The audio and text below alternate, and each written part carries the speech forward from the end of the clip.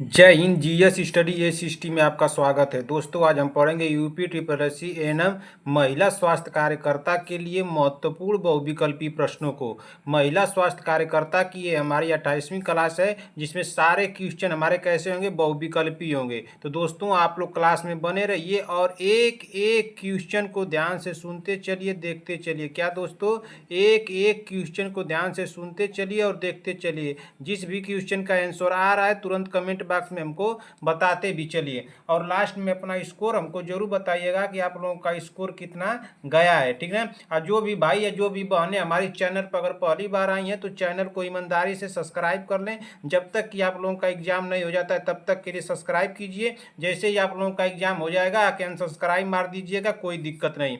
अब देर न करते हुए आज की मोटिवेशन के साथ इस क्लास को हम लोग शुरू करेंगे। तो देखते हैं कि आज का हमारा मोटिवेशन क्या है।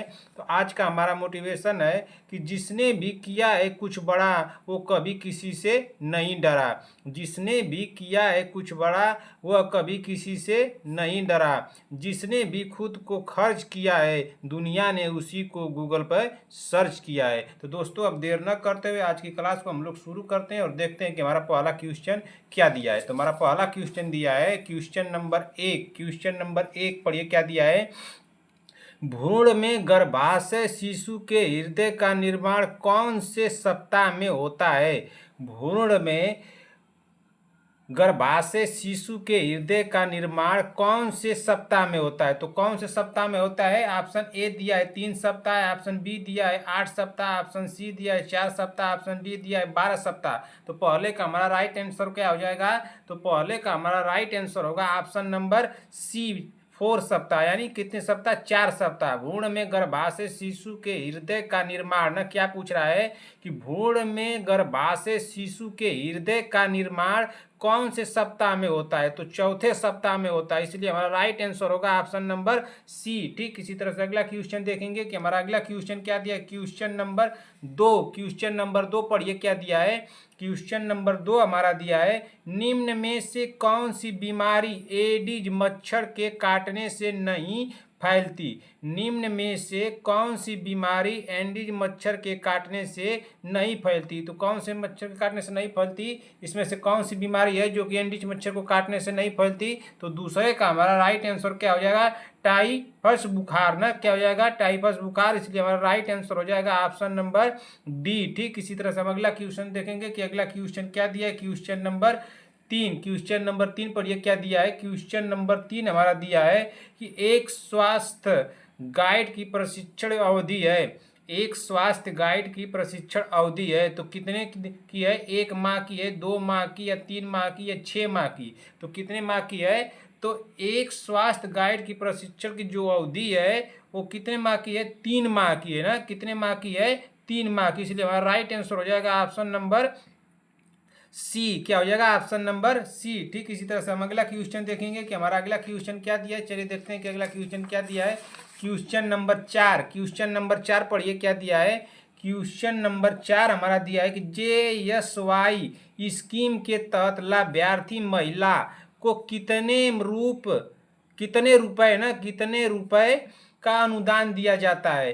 JSY किस स्कीम के तहत लाभार्थी महिला को कितने रुपए का अनुदान दिया जाता है। तो कितने रुपए का अनुदान दिया जाता है।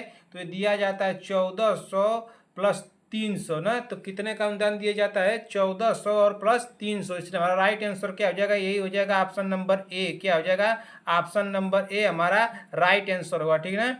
इसी तरह से हम अगला क्वेश्चन देखेंगे कि हमारा अगला क्वेश्चन क्या दिया है। Question number 5। क्वेश्चन नंबर 5 पढ़िए क्या दिया है। क्वेश्चन नंबर 5 हमारा दिया है प्रेगनेंसी मास्क क्लोजमा किस सप्ताह प्रकट होता है।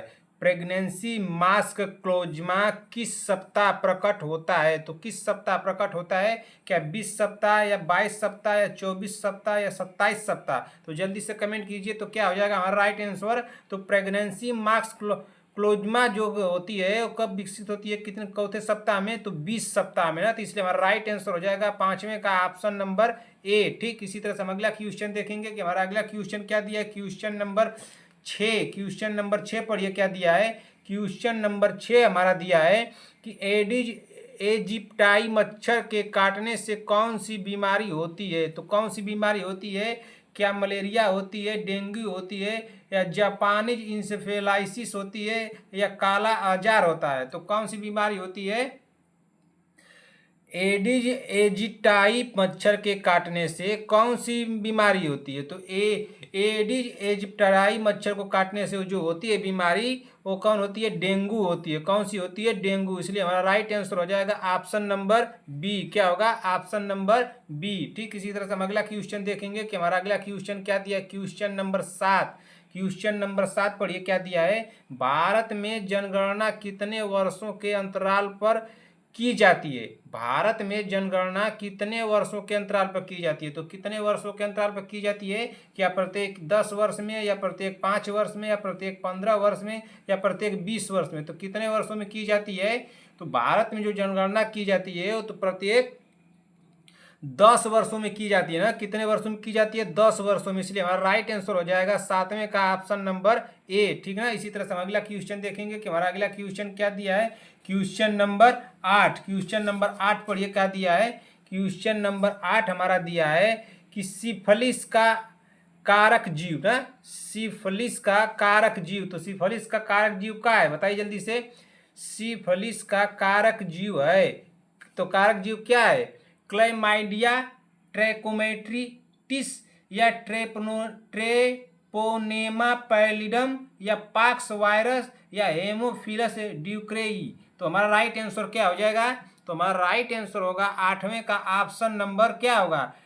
सिफिलिस का कारक जीव है तो ट्रेपोनेमा पैलिडम। क्या है? Treponema pallidum. इसलिए हमारा राइट आंसर होगा ऑप्शन नंबर बी। ठीक है ना। इसी तरह से हम अगला क्वेश्चन देखेंगे कि हमारा अगला क्वेश्चन क्या दिया है। Question number 9। क्वेश्चन नंबर 9 पढ़िए क्या दिया है। महिला में पहला मासिक धर्म कहलाता है ना।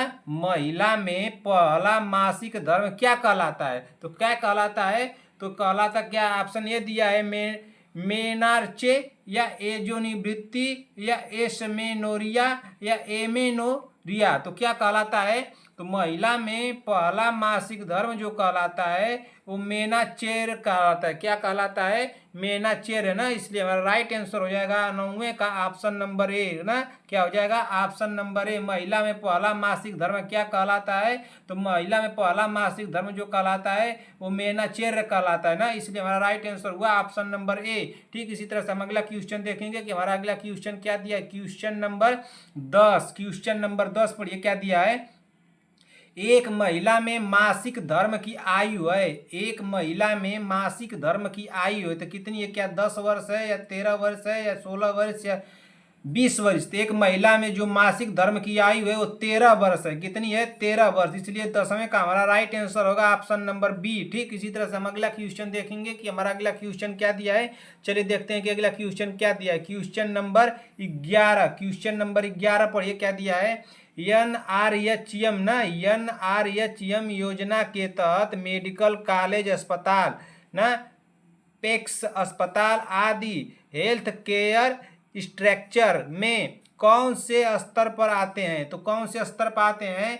NRHM योजना के तहत मेडिकल कॉलेज अस्पताल एपेक्स ना, एपेक्स अस्पताल आदि हेल्थ केयर स्ट्रक्चर में कौन से स्तर पाते हैं? तो कौन से स्तर पाते हैं? क्या प्राथमिक स्तर पाते हैं, या द्वितीयक स्तर पाते हैं, या तृतीयक स्तर पाते हैं, या चतुर्थ स्तर पाते हैं? तो चौथे स्तर पाते हैं तो ये तृतीयक स्तर पाते हैं ना। कौन से स्तर पाते हैं? तृतीयक स्तर पाते हैं। इसलिए हमारा राइट आंसर क्या हो जाएगा 11वें का ऑप्शन नंबर सी। क्या होगा? Option number C. ठीक है ना। अब इसी तरह से हम अगला क्वेश्चन देखेंगे कि हमारा अगला क्वेश्चन क्या दिया। चलिए देखते हैं कि अगला क्वेश्चन क्या दिया। Question number 12। क्वेश्चन नंबर 12 पढ़िए क्या दिया है। क्वेश्चन नंबर 12 हमारा दिया है कि रिकेट्स, स्कर्बी, बेरी ना बीमारियां निम्न में से किसकी कमी के कारण होता है? तो किसकी कमी के कारण होता है? बताइए जल्दी से।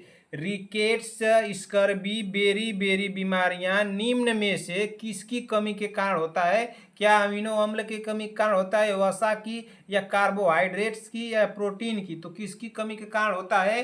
तो 12वें का हमारा राइट आंसर हो जाएगा ऑप्शन नंबर डी, प्रोटीन की ना। किसकी कमी के कारण होता है? रिकेट्स, स्कर्बी, बेरी बीमारियां जो होती हैं वो प्रोटीन की कमी के कारण होती हैं। इसलिए हमारा राइट आंसर आंसर होगा 12वें का ऑप्शन नंबर डी। ठीक, इसी तरह से अगला क्वेश्चन देखेंगे कि हमारा अगला क्वेश्चन क्या दिया है। चलिए देखते हैं कि अगला क्वेश्चन क्या दिया है। क्वेश्चन नंबर 13, क्वेश्चन नंबर 13 पढ़िए क्या दिया है।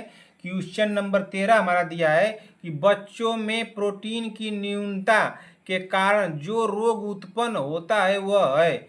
बच्चों में प्रोटीन की न्यूनता के कारण जो रोग उत्पन्न होता है वह है, तो क्या है।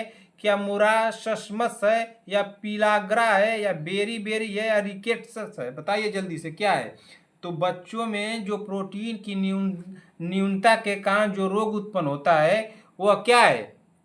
तो वो है मोरासमस ना, क्या है, मोरासमस। इसलिए हमारा राइट आंसर हो जाएगा 13वें का ऑप्शन नंबर ए। ठीक ना, क्या हो जाएगा ऑप्शन नंबर ए। इसी तरह से हम अगला क्वेश्चन देखेंगे कि हमारा अगला क्वेश्चन क्या दिया है। क्वेश्चन नंबर 14, क्वेश्चन नंबर 14 पढ़िए क्या दिया है। क्वेश्चन नंबर 14 हमारा दिया है कि दर्दनाक मासिक धर्म को क्या कहा जाता है। दर्दनाक मासिक धर्म को क्या कहा जाता है। क्या मेनोरेट कहा जाता है, या डिस्मेनोरिया कहा जाता है, या एमेनोरिया कहा जाता है, या रजनोवृत्ति कहा जाता है। तो क्या कहा जाता है, दर्दनाक मासिक धर्म को क्या कहा जाता है। क्या मेनोरेट कहा जाता है, या डिस्मेनोरिया कहा जाता है, या एमेनोरिया कहा जाता है, या रजनोवृत्ति कहा जाता है। तो क्या कहा जाता है, तो ये कहा जाता है डिस्मेनोरिया। क्या कहा जाता है, डिस्मेनोरिया ना। दर्दनाक मासिक धर्म को क्या कहा जाता है, तो इसको कहा जाता है डिस्मेनोरिया। इसलिए हमारा राइट आंसर होगा ऑप्शन नंबर बी। ठीक, इसी तरह से हम अगला क्वेश्चन देखेंगे कि हमारा अगला क्वेश्चन क्या दिया है। क्वेश्चन नंबर 15, क्वेश्चन नंबर 15 पढ़िए क्या दिया है कि ICN आचार संहिता पहली बार कब अपनाई गई थी ना। ICNC आचार संहिता पहली बार कब अपनाई गई थी। तो कब अपनाई गई थी, क्या 1971 में अपनाई गई थी, या 1946 में अपनाई गई थी, या 1953 में, या 1973 में। तो कब अपनाई गई थी, पूछ क्या रहा है, अपनाई गई थी ना, पहली बार कब अपनाई गई थी। ठीक ना, अपनाई गई थी, इसको ध्यान दीजिएगा, कब अपनाई गई थी। तो 15वें का हमारा राइट आंसर क्या होगा। तो 15वें का हमारा राइट आंसर हो जाएगा ऑप्शन नंबर सी, 1953 में अपनाई गई थी। ICN आचार संहिता पहली बार जो अपनाई गई थी तो 1953 में अपनाई गई थी। ठीक ना, तो दोस्तों इसी क्वेश्चन के साथ इस क्लास को हम लोग समाप्त करते हैं। क्लास आप लोगों को कैसी लगी, अगर क्लास आप लोगों को अच्छी लगी हो तो लाइक कीजिए, अपने दोस्तों में इसको शेयर भी कीजिएगा।